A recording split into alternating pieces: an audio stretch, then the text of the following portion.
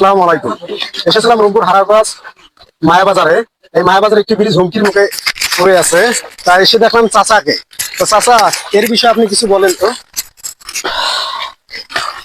আপনারা দেখতেছেন যে এখানে যে মায়াবাজারে যে লোহার ব্রিজটা আছে, এটা কিন্তু একেবারেই হুমকির মুখে। তা আমরা চাবো যে আপামর জনতা এসে এই যে পানাগুলো আছে, এই সময় কিন্তু পানাগুলো সরাই, যদি আমরা যদি সরাই তাহলে কিন্তু অল্প সময়ের মধ্যে এটা পরিষ্কার করতে পারবো।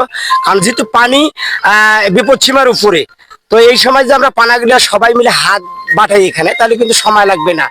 তো আমি অনুরোধ করব, স্থানীয় যারা লোকজন আছে তাদেরকে আমি অনুরোধ করব, আসলে আমরা সবাই মিলে এই ব্রিজটাকে বাঁচাই। কারণ এই ব্রিজটা যদি একবার ভেঙে যায় তাহলে লক্ষ লক্ষ মানুষ কিন্তু বিপদে পড়ে যাবে। সেই বিপদ থেকে রক্ষার্থে আমি অনুরোধ করব, স্থানীয় যারা লোকজন আছেন, এপার বা ওপারের লোক আছে, সবাইকে আমি অনুরোধ করব, আমরা সবাই মিলে আসুন একসঙ্গে কাজ করে ব্রিজটাকে বাঁচাই। ধন্যবাদ।